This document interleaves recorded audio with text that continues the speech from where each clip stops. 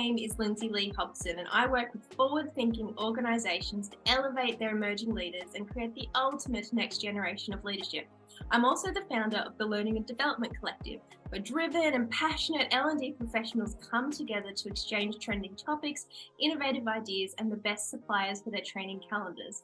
And I'm here with one such supplier today, the wonderful Leona Watson, who's a speaker and a team energizer, and she specialises in all things team building. Leona, welcome to the studio today. Lindsay, and welcome to the collective. Gee, sounds like a fantastic organisation. Thank you. We think so. But we're actually most excited to have you here because not only do you have an adventurous spirit, and not only have you been full-time team building for many, many years, you have so much expertise to share with us.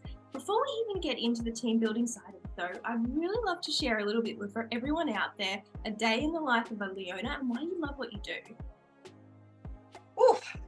I start pretty early in the morning. I get up and I mostly do a little bit of a meditation, which often involves it's quite an active sort of meditation. I quite like getting the mind thinking and not just getting quiet, but also then think about who I need to be that day, which is actually kind of a big part of what I do, that whole who you're being.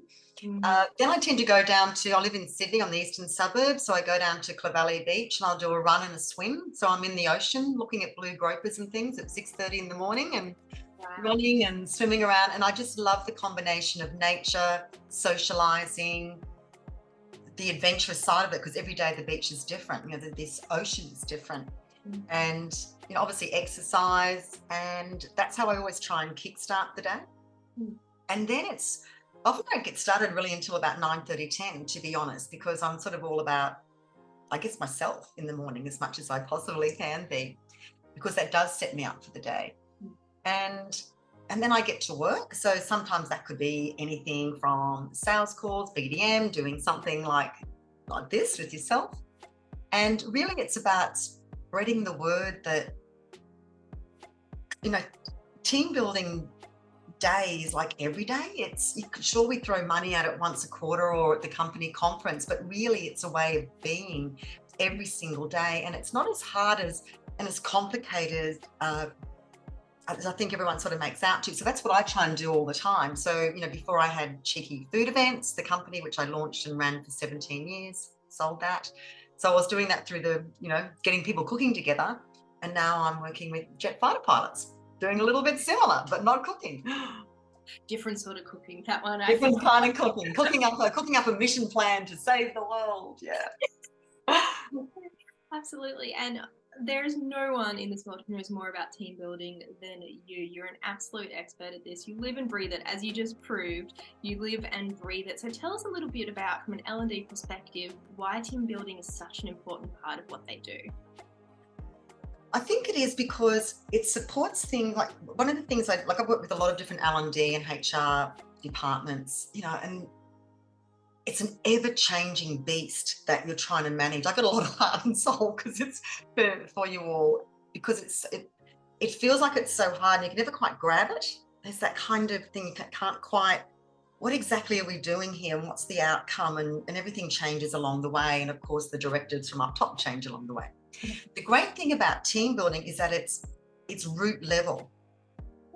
And to me, it's like it's a grass level. It's at the DNA and the heart and the soul of the company. So if you can get your people on board and moving in a similar direction, all the others, everything else as you go up through the business just starts to get much easier and easier and easier.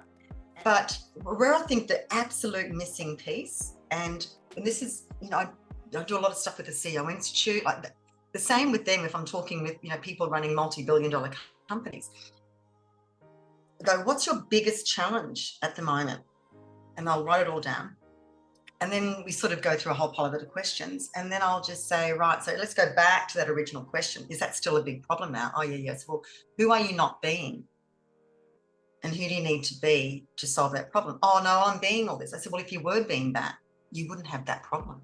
And it's kind of that. And what it is, it's about the awareness. And awareness solves 50, 60, 70% of issues, whether personal development, business development, leadership, teams getting things done, entire companies just hitting their KPIs for the year. So if we can get people thinking about who do we need to be, and like today we need to be rock stars. We need to be, and words like, you know, company values, you know, resilient and integrity. What are they? There's no energy, there's no belief, there's nothing I can grab onto. So if you even break down resilience, you know, who do we need to be today in order to get these things done? Everyone forgets that bit. Who do we need to be? They just, let's get, you know, let's get this done, let's get this done. But everyone stops. And who do we need to be in order to be the people who can get this done, feel great about it? And then that feeds back in, oh, look at us being these people who get stuff done. You feel good. Your base level of what you can achieve goes up. Everyone's mental health and general motivation goes up because you've achieved a couple of things.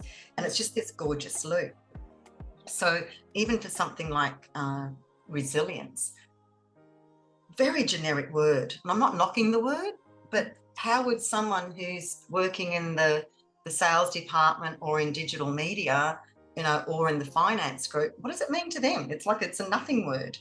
So where I think team building can really work is when it's a combination of some really good L&D and igniting potential of who do we need to be in order to be the people who can get this done, and then an activity that can help bed that down and bed in the learnings of that.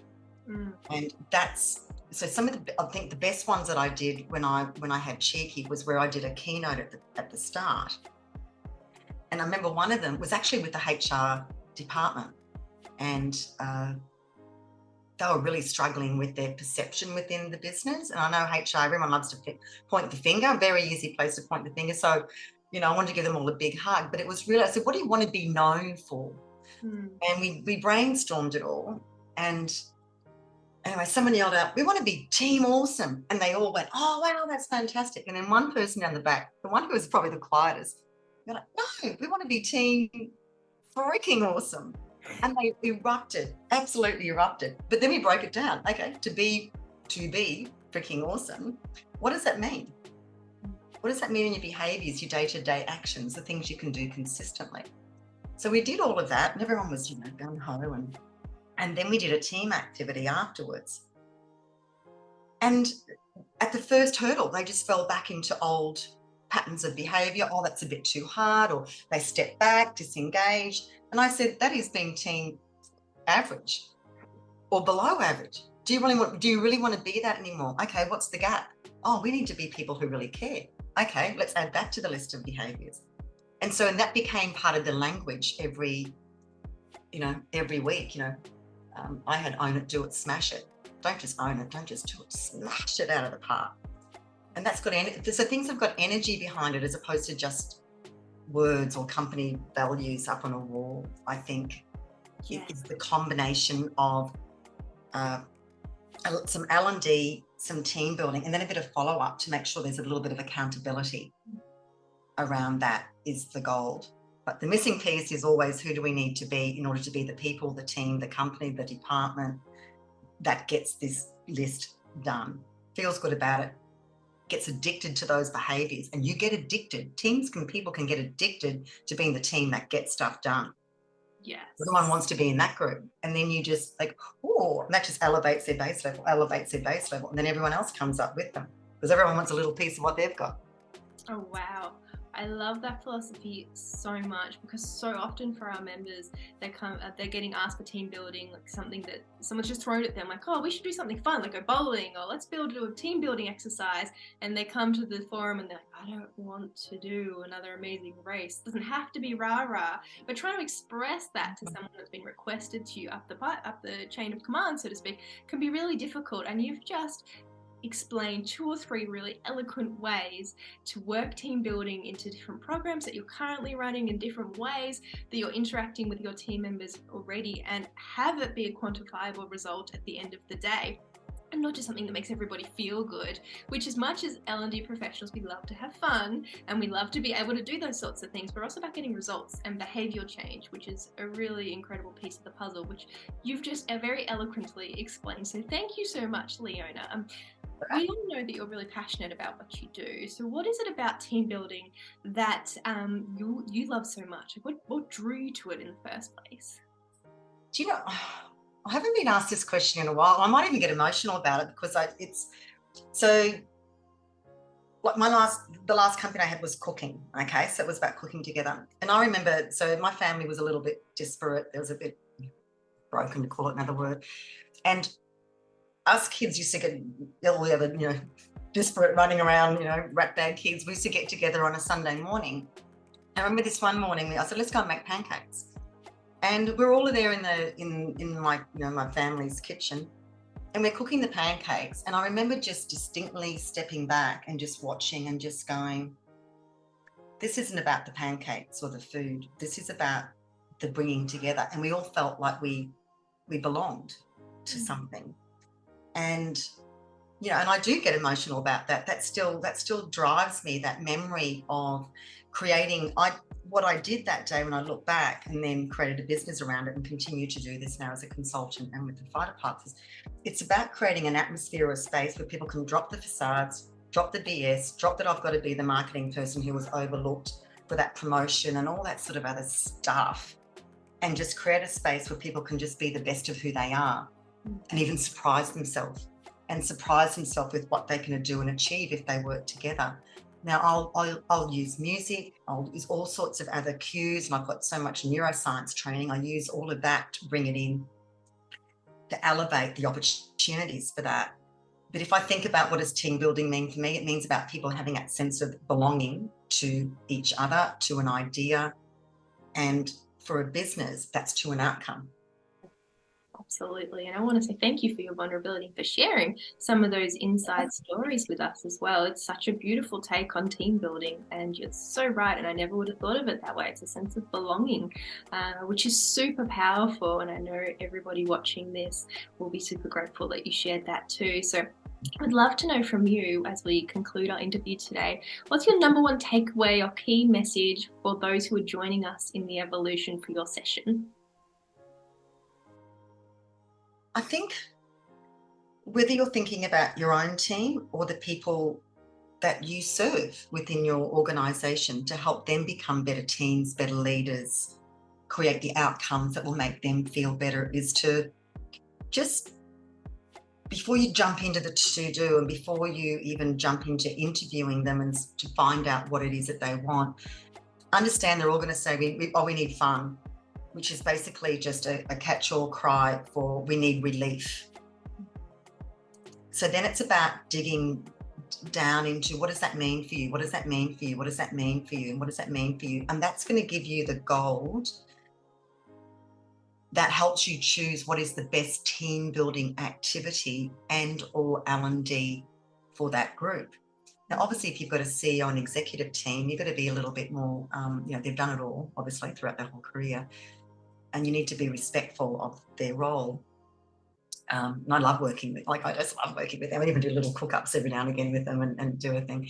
But if it's a group of salespeople and they need an energized, but how can you get that something that's not just going to be a great little blip? You're going to tick the tick box of team building. Yep, we've spent X amount of money on team building, but really asking the question around what is it that's going to make the difference when they're back at work next week? And when we're sitting here looking at their quarterly goals and what they've achieved or what they haven't, and what's the behaviour gap to get them there? What's how they're being? Do they even believe that they can reach their goal? Yes, incredible. Thank you for your beautiful, insightful and wise words of wisdom around team building. There's so much that you've shared with us already just in this short interview, and since your topic is absolutely requested by our members, I know they'll be watching this sitting on the edges of their seat for your training session, because that's so much that you've just shared, and your vulnerability and your insights have just been incredible. So thank you, Leona, from the bottom of our hearts already. So looking forward to your session. And if you're an L&D professional who's watching this and you're not part of one of our initiatives and you're not part of the evolution, so you're going to miss out on Leona's session, make sure you have a look around this video, because there'll be a way for you to reach out to me and get in touch to see if you can be part of the program in the metaverse we run called the Learning and Development Evolution. Leona, thank you so much once again. I'm looking forward to seeing you in the metaverse, and we'll see everyone watching in the next one. Great. Thank you.